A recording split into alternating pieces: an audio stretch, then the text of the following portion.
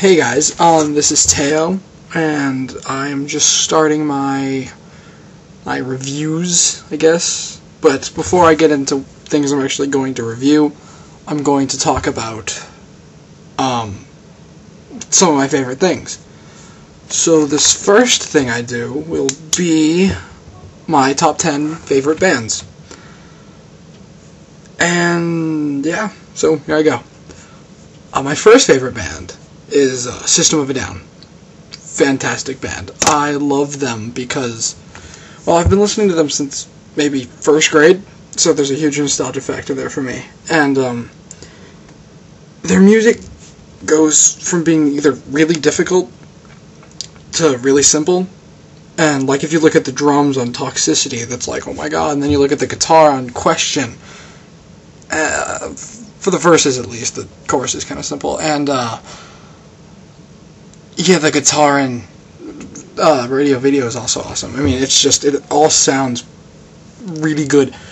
And the vocals are, like, no matter how good the music is, the vocals are always there to, like, back it up. It's really good stuff. They are my top favorite band because Serge is an amazing singer, Darren's a great guitarist, and they harmonize really, really well. And that's one of my favorite things. My next favorite band is Billy Talent. They are probably one of the most underrated bands out there. They're really popular in Europe. I don't hear them at all. Oh my! Over here, I never hear them in here. I've met like maybe 3 people who know them out here, besides my group of friends who I've introduced them to. But yeah, they're great because they also have harmonizing, which I don't know, I'm just a sucker for it. It sounds awesome when they do it. When any band really does it. And their guitar, it's one guitar, but like half of the time it sounds like 2. Like I play it myself, and they do this thing where it's like, it's really complicated stuff, and like all their music is pretty complicated, except for maybe 2 or 3 songs of theirs. And this is the only band where I can honestly say I don't not like one of their songs. I like every single thing that they've put out. Every single song that they've ever written that a cover of is unbelievable to me. I highly recommend them. Here's a little warning about them that turns a lot of people off to them. The singer, he's got a very unique voice. It sounds a little strange, I guess. It's high, not as high as Coheed and Cambria. That's like, that wasn't high at all. No, it's kind of an acquired taste, but you listen to it enough, and I only had to listen to like 2 or 3 songs, and I was like, oh, this is awesome. Okay, so my next favorite band is My Chemical Romance. Definitely my kind of band. They're into comics, they tell concept album. The singer is great. I mean, like, when I first heard them, I kind of used to make fun of his voice because it was just funny. But yeah, very theatrical. I love that. Few of my favorite songs are from 3 Cheers for Sweet Revenge. Hang 'Em High, that's a great song, and I Never Told You What I Did for a Living. I think those are my 2 favorite songs on that album. Just purely because the chorus in Hang 'Em High is like one of the coolest things I've ever heard. And the bridge, and I Never Told You What I Did for a Living, is really cool. That song rocks. And yeah, this band rocks. I mean, there's not much to say about them. I mean, you just have to listen to them. I can't really explain. The next band on my list, number 4, is highly underrated. They are called the Proto Man. They're gaining popularity, though, which I'm really glad about. Yeah, the Proto Man. There is not better storytellers in music, I think, except for maybe one other, but he's on the list, and you'll hear him. Or see him. You'll listen to me talk about him. Anyway, their story in their album is so clear, and the music is so unique. In the first album, it has this sort of, I don't know, scratchy kind of feel. Like, it's very, I don't know, dirty, I guess would be the word. And the next album is clear, and it has a whole bunch of different styles of music in the next album. It took me a while to get used to the second half of that album, because it was very 80s. But they only have 2 albums out so far, and it's part of a 3-part story thing. And the first one's the first part of the story, second one's a prequel, and the third one's going to continue the story. I have no idea what's going to happen. It tells a story. It's like a really dark reimagining of Mega Man, which I found was awesome. Okay, anyway, my next favorite band, number 5, is Nightwish.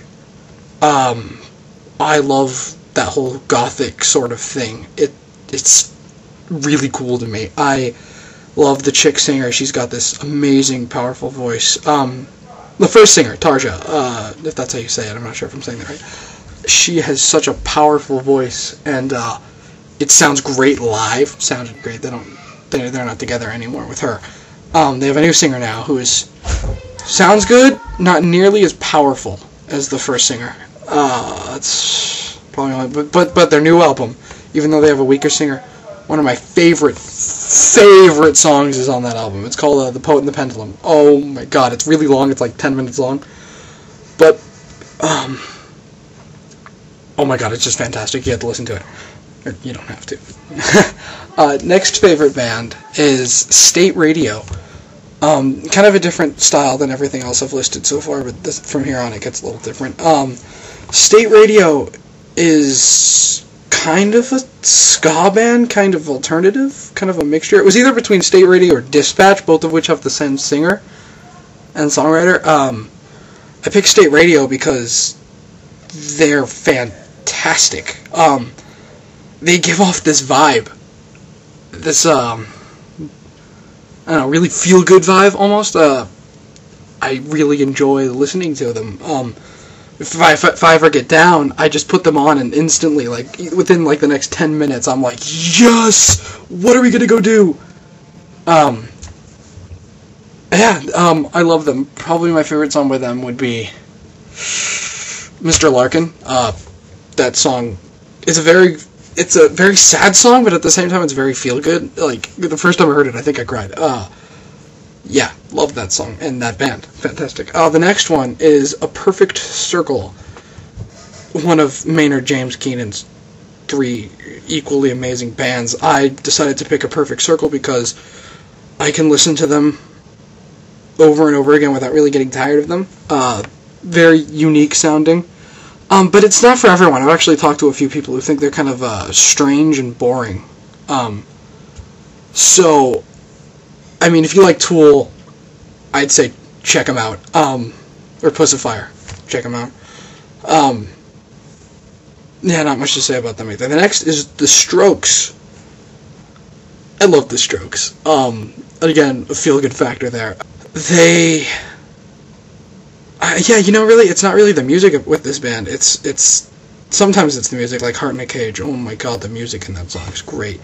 Most of it is the feeling that it gives me. You live only once, or you only live once, I'm not sure. And Someday. Those songs got me through a lot in my life. Just those 2 songs. I love them, like, to death. They're great. The next is probably, out of all the people on this list, but maybe next time I come with Romance, this is the one I can relate to the most, is Voltaire. Voltaire is the other theatrical person, the most theatrical on this list. He's so funny. He's funny. His music though, is definitely not for everyone. It's very strange. It's almost folky, but it's got a gothic twist, and it's funny and dark. One of the songs is Ex-Lover's Lover, and it's basically about this guy. He was with a girl for a while, they broke up, and now he, like, hates everybody else that she dates, and he, like, has fantasies about things, like killing them. It's very dark stuff. But a lot of his songs are just, they make me laugh. And him live, he used to just tour by himself, and now he's touring with his whole band, is hysterical. I would give you examples, but I mean, literally just type in Voltaire / Lady Gaga on YouTube, and you'll see what kind of person he is. They're very funny.